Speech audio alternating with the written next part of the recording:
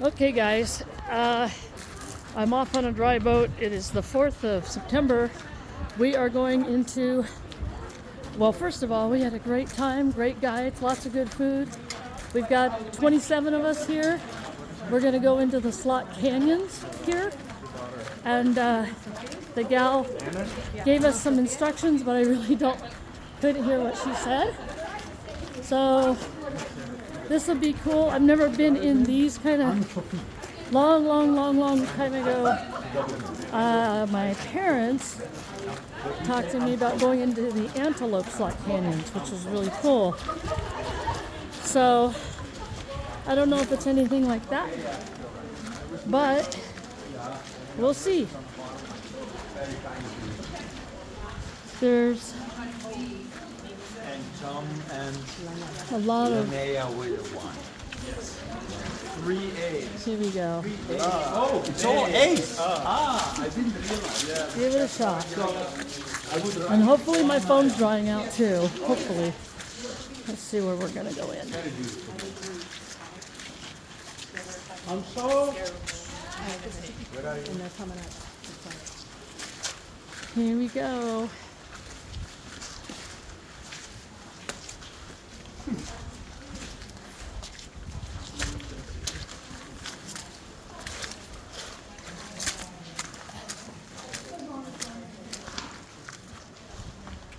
Here's everybody. We're going in.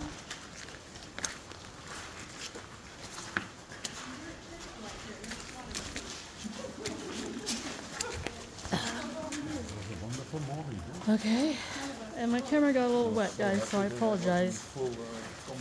It's gonna be drying out in this Grand Canyon heat, hopefully. So, here we go.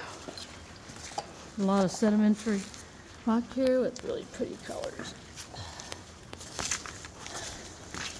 For my folks in the back, in case you didn't hear, this is called Blacktail Canyon. It's a very sacred place for the tribes here. So we're just going to go in here with a lot of respect. I'm going to read a quick little quote about time, and then you guys are all welcome to walk up here. There is another group that's playing music and maybe reading stories, so just walk by quietly, be respectful, and then you can walk all the way to the end, and then turn around. There might be a trickle of water all the way up at the end, and then turn around and head back, and we're going to go have lunch here. So let's make this stop probably no more than like 25 minutes or so. Otherwise, lunch will get really hot. So How far does it go back? not super far. Like it should take you another 15 minutes at the very most if you walk very slowly to get back there. Okay, Yeah.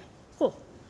So guys, this is kind of a cool spot because where you guys entered into the canyon, we were in a rock layer that's basically the rock layer that's the basement of the earth.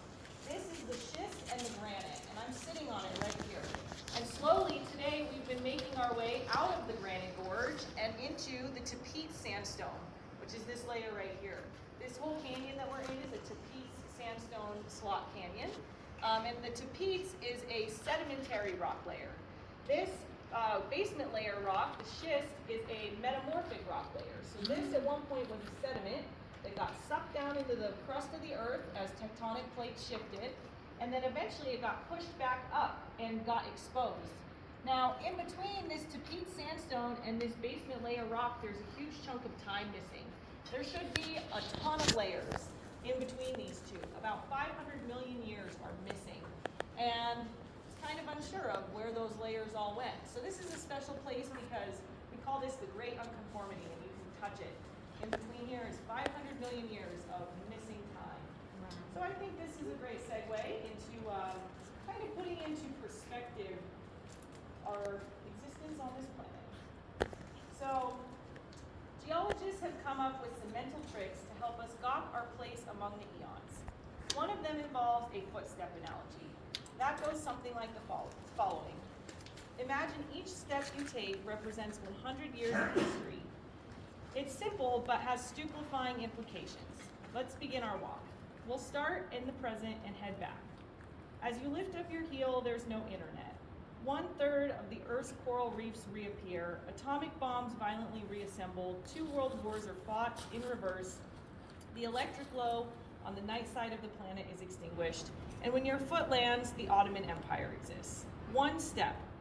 After 20 steps, you stroll by Jesus. A few paces later, all other great religions begin to wink out of existence. First Buddhism, then Zoroastrianism, then Judaism, then Hinduism. With each footfall, the cultural milestones get more staggering. The first legal systems and writing disappear. Then tragically, so does beer. After only a few dozen steps, before you can even reach the end of the block, all of recorded history peters out. All of human civilization is behind you, and woolly mammoths exist. That was easy. You stretch your legs and prepare for what couldn't be much longer of a walk. Perhaps it's a short stroll to the dinosaurs and a little further still to the trilobites. No doubt you'll be at the formation of Earth by sundown. Not so. In fact, you would have to keep walking for 20 miles a day, every day for almost 4 years to cover the rest of the planet's history. Clearly, the story of planet Earth is not the story of Homo sapiens. Almost all of that walk would be through forbidding landscapes with no complex life in it whatsoever. Not in the deep sea, not atop the mountains, not in the tropics, nor in the endless barren granite interiors of the continent. Save for the wind and the waves, ours was a silent planet for the most part during its nearly eternal preamble to animal life.